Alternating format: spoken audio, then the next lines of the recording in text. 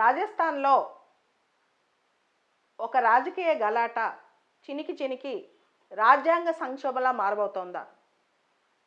రాజకీయాల్లో వచ్చిన సమస్యలు రాజ్యాంగంలో ఇంటర్ప్రిటేషన్స్ మార్చగలవా? గొప్ప గొప్ప సంస్థలు, గొప్ప గొప్ప పొజిషన్స్, గవర్నర్ కానీ, స్పీకర్ కానీ, హైకోర్టు కానీ, సుప్రీంకోర్టు కానీ, ఇవన్నీ రాజ్యాంగబద్ధ సంస్థలు, రాజ్యాంగం ఇచ్చిన అధికారాలు. దీనిలో కూడా ఇంటర్ప్రిటేషన్లో మార్పులు ఉంటాయా?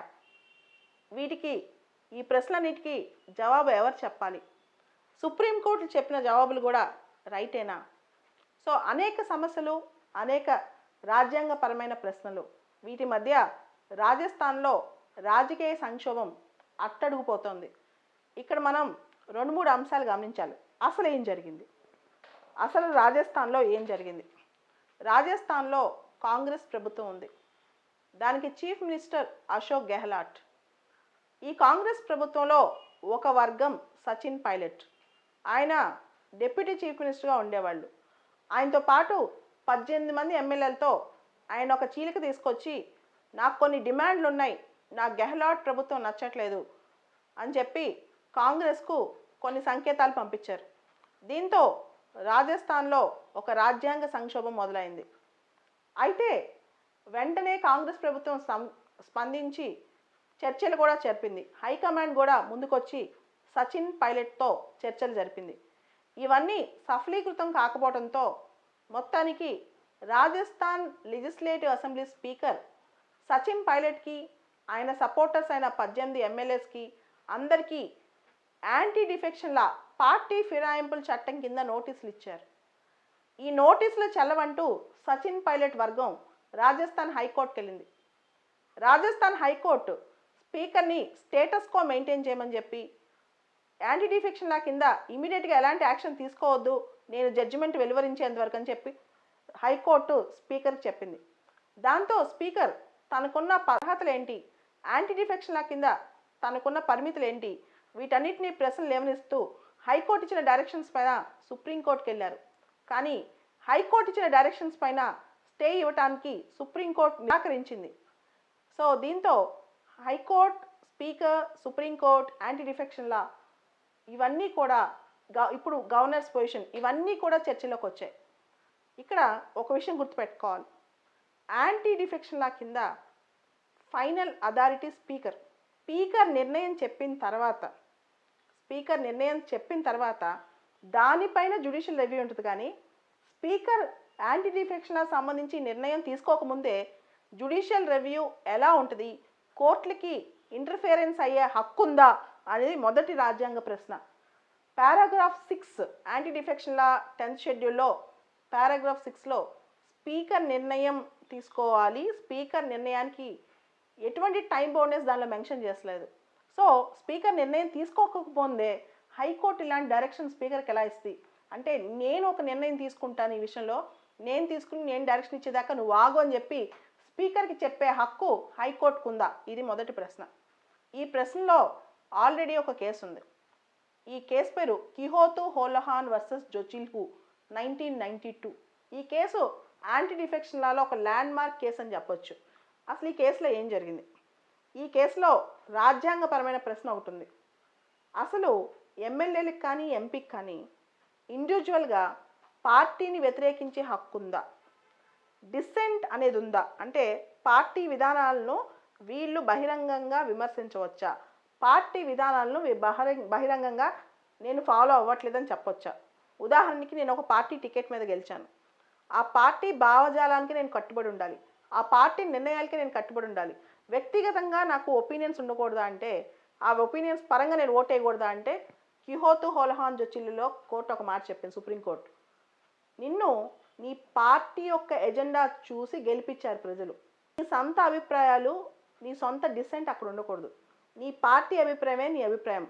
నువ్వు పార్టీతో వ్యతిరేకించి వేరేగా ఓటేస్తే నీకు డిస్క్వాలిఫికేషన్ లా అప్లై అవుతుంది, పార్టీ ఫిరాయింపు అప్లై అవుతుంది అని చెప్పి ఇది ఒక మాట కిహోతు హోలహాన్లో. రెండో మాట కూడా చెప్పారు. ఏంటి అంటే, స్పీకర్ నిర్ణయం తీసుకున్న తర్వాత, ఇప్పుడు కోర్టులకి జ్యుడిషియల్ రివ్యూ ఉంటుంది. స్పీకర్ నిర్ణయం తీసుకున్న తర్వాత, స్పీకర్ నిర్ణయం తీసుకోకముందే హైకోర్టు సుప్రీంకోర్టు ఎలా మాట్లాడతాయి ఈ విషయంలో మాట్లాడటానికి లేదు అని చెప్పారు. అయితే ఇప్పుడు రాజస్థాన్ హైకోర్టు కిహోతు హోలోహాన్ జడ్జిమెంట్కి భిన్నంగా తను సచిన్ పైలట్ వేసిన పిటిషన్ను యాక్సెప్ట్ చేస్తూ వితౌట్ రీజన్స్ కూడా చెప్పకుండా స్పీకర్కి నోటీస్ ఇచ్చింది, నువ్వు ఆపేసే ఇప్పుడు ప్రస్తుతం అని చెప్పి. ఇది కరెక్టా? అయితే దీనిలో సచిన్ పైలట్ వర్గం వాదన ఏంటి? సచిన్ పైలట్ వర్గం ఏమంటుందంటే పార్టీ విప్, ఏదైనా ఒక పార్టీ విప్ జారీ చేస్తే ఆ పార్టీ లెజిస్లేటివ్ అసెంబ్లీలో ఉన్న సభ్యులు ఆ విప్ని సెషన్లో ఉన్నప్పుడే ఫాలో అవ్వాలా? సెషన్ లేదు కాబట్టి నేను ఫాలో అవ్వలేదు, లెజిస్లేటివ్ అసెంబ్లీ సెషన్ లేదు, నాకు పార్టీ విప్ ఇచ్చింది రమ్మని చెప్పి నేను రాలేదు, దానిలో తప్పేంటి? పార్టీ విప్పు నేను సెషన్లో లేనప్పుడు ఎందుకు ఫాలో అవ్వాలి అని చెప్పి రాజ్యాంగపరమైన ప్రశ్న అడిగారు. దీనిలో ఎక్కడా క్లారిటీ లేదు, యాంటీ డిఫెక్షన్లో కూడా క్లారిటీ లేదు. సచిన్ పైలట్ వర్గం లేవనెత్తిన మేజర్ పాయింట్ ఏంటంటే మేము పార్టీ విప్పు పార్టీ అసెంబ్లీ సెషన్లో లేనప్పుడు పార్టీ పరంగా ఎందుకు ఫాలో అవ్వాలి? ఇంట్రా పార్టీ డెమోక్రసీ లేదా? అంతర్గతంగా పార్టీలో ప్రజాస్వామ్యం ఉండకూడదా? దానికి కూడా డిఫెక్షన్లో అప్లై అవుద్దా అని చెప్పి ఆ వర్గం ప్రశ్నిస్తోంది. దీనిలో రాజ్యాంగం స్తబ్దుగా ఉంది, ఎక్కడ క్లారిటీ లేదు. ఇది ఒక ఫస్ట్ లీగల్ క్వశ్చన్, ఇది మనం ఆన్సర్ చేయాల్సిన క్వశ్చన్ భవిష్యత్తులో. రెండోది, ఇక్కడ రెండో సంక్షోభం మొదలైంది. సీఎం క్యాబినెట్ తీర్మానం చేస్తూ అసెంబ్లీ పెట్టమని చెప్పి ప్రభుత్వాన్ని కోరింది, అంటే గవర్నర్ని అక్కడ కోరింది, రాజస్థాన్ గవర్నర్ని అసెంబ్లీని సమ్మన్ చేయమని కోరింది. అయితే సీఎం క్యాబినెట్ అడిగిన రిక్వెస్ట్ని గవర్నర్ 2 సార్లు తిరస్కరించారు. ఇలా తిరస్కరించవచ్చా? ఆర్టికల్ 163 ఉంది మన కాన్స్టిట్యూషన్లో, గవర్నర్కి డిస్క్రిషనరీ పవర్స్ ఉన్నాయి, గవర్నర్కి విచక్షణ అధికారాలు ఉన్నాయి.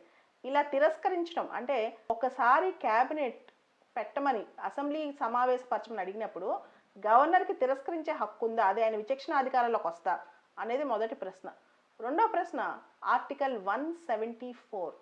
ఆర్టికల్ 174 ప్రకారం గవర్నర్ సమ్మన్ చేస్తారు, ప్రోరోగ్ చేస్తారు సెషన్స్ని. అయితే ఇక్కడ 2 సెషన్స్ మధ్య 6 నెలలు గ్యాప్ ఉండకూడదని ఉంది. ఇక్కడ ఇంకొక క్వశ్చన్ ఏంటంటే క్యాబినెట్ చెప్తే గవర్నర్ ఖచ్చితంగా వినాలా? క్యాబినెట్ చెప్తే గవర్నర్ ఖచ్చితంగా సమావేశపరచాలా అంటే ఖచ్చితంగా పరచాలి. దానికి ఒక కేసు కూడా ఉంది. 2016లో జూలై 2016లో ఒక జడ్జిమెంట్ ఉంది, నబం రెబియా జడ్జిమెంట్.